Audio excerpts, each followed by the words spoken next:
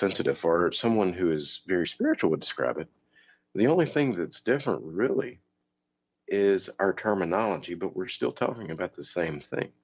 But this goes back to that front of the house, back of the house analogy we were talking about earlier. Um, whereas I might say place memory, um, someone who is a medium might, or even a regular investigator might refer to it as residual energy. But we're still talking about the same thing. We're still talking about energy that's left over from a living person that replays itself. And then you have those that call it the stone tape theory. Mm-hmm. So That's and so many people fail to realize that. And like you were just saying, when you put a team together, it's all skeptics. Who's there to say, okay, that's fine, but how do you explain this? exactly. The openness has to be there, or Mm-hmm. if somebody tells you that they can explain everything that happens in any type of anomalous situation, Mm-hmm. then you don't even want to talk to them anymore Oh because yeah, they're not I being tell people all honest. the time. Yeah, I tell people all the time. If you ever hear anybody refer to themselves as a paranormal expert, run and don't listen to another word that person says, because let me tell Yes. you, last month made 19 years that I've been doing this, and I'm as far from an expert as they get. I have a few good guesses. I get lucky every once in a while, but as far as being any kind of expert, no. I'm just somebody that's had nearly 20 years of thinking about it and coming up with a few theories, but that is it. I still got so much. There's a lot more that I don't know than what I do know. We'll say that. And you know, everything that I say, I might be completely wrong. But you know, something that I see so often is people with such an inflated ego that if you challenge anything, they say they're offended, upset. That's just something you do not do. And they limit themselves. They put themselves into such a small box by doing that. Absolutely, they do. Uh, but every theory that I've got might be proven wrong tomorrow, and that's okay. You know, if what's proven, if what I say is proven wrong, then hey, it's a learning opportunity to figure out what I had wrong and kind of move toward the right direction. And being open to doing that is so huge because, I am so interested in doing other things besides just spiritual paranormal. Hmm. Hmm. I'm really working hard on ufology knowledge because that Hmm. fascinates me. These ancient alien theories that I've been exposed to over the last year or so are blowing me out of the water. I I got to hear Eric Von Daniken about 4 times this summer, and Hmm. that is something that will open your mind because he's the original Indiana Jones, Hmm. truly. And to hear him explain some of the things that he saw, such as how many Nazca lines there really are, and they were all over the sides of the mountains, things of that nature that there's no one else to talk about that was probably my favorite thing. And Hmm. there's a whole different way of thinking to what NASA and science and scientists, which are, I'm sorry, anything back beyond maybe a couple of centuries, it's only theory. Hmm. There is not documentation available unless you move into things that the average bear can't translate Hmm. to try to show that this stuff's not real, right? Because when the Dead Sea Scrolls came to light, the world changed, and nobody even really knows that. But history changed dramatically. Things that were known to be real, air quotes, Hmm. were Hmm. completely blown away by the information in those scrolls. They did not validate a lot of things, and they brought a lot of other things into the light that nobody expected. So, Absolutely. And, I think we talked about the Mandela effect um, oh, that's so bizarre. last time. And, but, the, the thing of it is, do you realize how far out of date even our textbooks are nowadays? Oh, please. That Absolutely.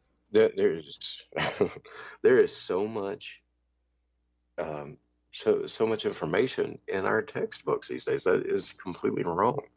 And the problem is very much what's happening today is the same thing that happened several hundred years ago when when Galileo pointed his telescope at the sky and said,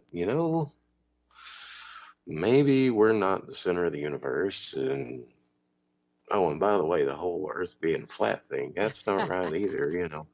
Yeah, that didn't That work out for him well at first. Yeah, that here it was. He made a discovery that, we accept as the norm today. Well, most of us. There's still a few out there that don't venture too far so they don't fall off, but you know, most of the population today could agree that Earth is round, and um, you know, the thing of it is, what he put out there was against the scientific law of the day. And for him calling into question what was being accepted as scientific fact, he faced the Inquisition, literally. Yes, totally. And nowadays, if a scientist with most universities, if a scientist were to come out and say, the paranormal is real. I figured it out. Ghosts are real, and this is the type of energy form that they're made of, and this is how they communicate. It wouldn't matter how compelling his evidence was. He would be mocked. He would lose his tenure, and if he were able to miraculously retain his job at the university, he would be stuck somewhere as a file clerk in the basement. Well, definitely tenure would be gone. Hmm. But I don't see any way that a professional scholar would be able to survive that professionally. Right.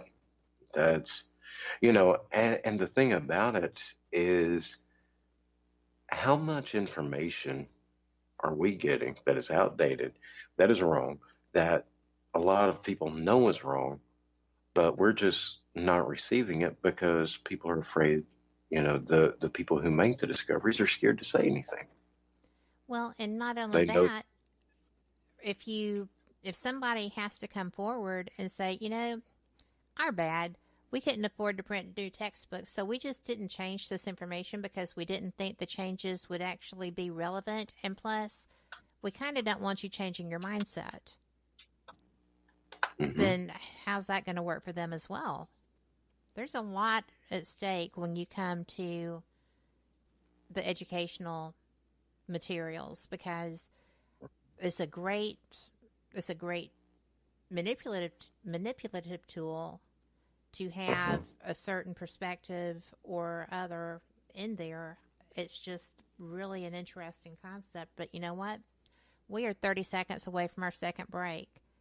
I cannot believe how fast the time goes when we talk. This is just crazy. I know it is. Yep, this is too fast. It is too fast. And I did want to say before we go to break that for all of those people who are suffering as a result of Hurricane Michael, just know that y'all are still in our prayers and in our thoughts. All the positives are flowing to you as well as the dollars. And we are doing our best. We are doing our level best to help you. So just know that y'all aren't forgotten. I know it's a couple of weeks out, and I know the media has died down, and when that happens, volunteers tend to go home too. We're in here Hmm. for y'all for the long haul. So that being said, Frank, let's take about 2 minutes, and we'll be right back, okay? Sounds great. All right.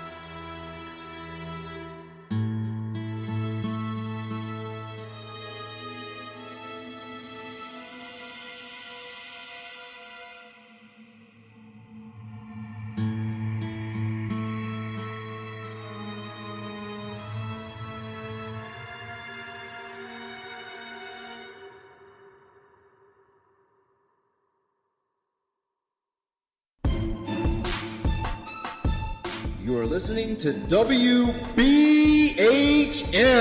Digital Broadcasting, the best in paranormal talk only on Paranormal Experience Radio. Broadcasting live out of Birmingham, Alabama. And just like that, we're back. Hi there. This is Fate Radio. And thank you so much for being here with my guest, Frank Lee.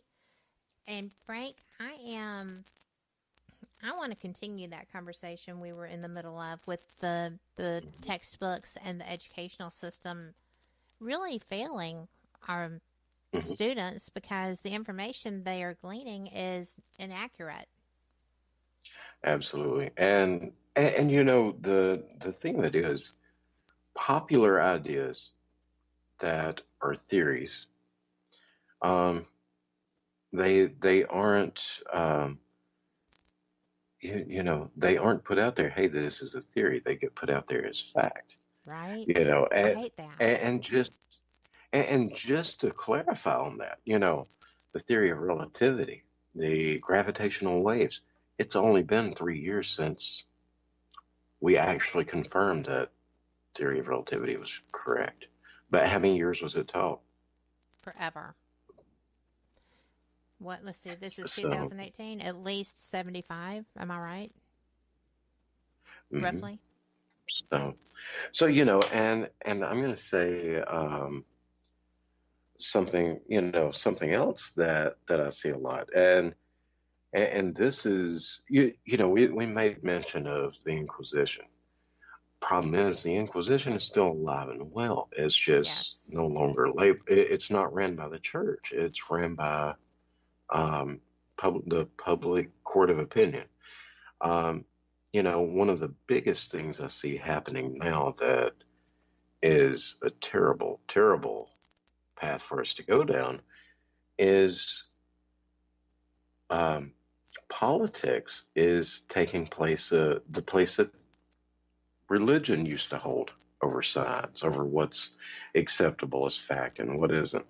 You know, you see so much like with climate change, with um, vaccinations, and all this. It's not a okay. Let's look at the facts. It's okay. Well, you know, if you agree with this statement, you must belong to this party, or you don't agree with it. Well, you must belong to this party, and that is, you know, that's equally as dangerous as not having that separation of religion and science. You know, and I see that so often. And it's very frustrating because it doesn't matter which side of the spectrum you're on, there is always an ox being gored. Mm-hmm. And how you respond to whatever is happening depends on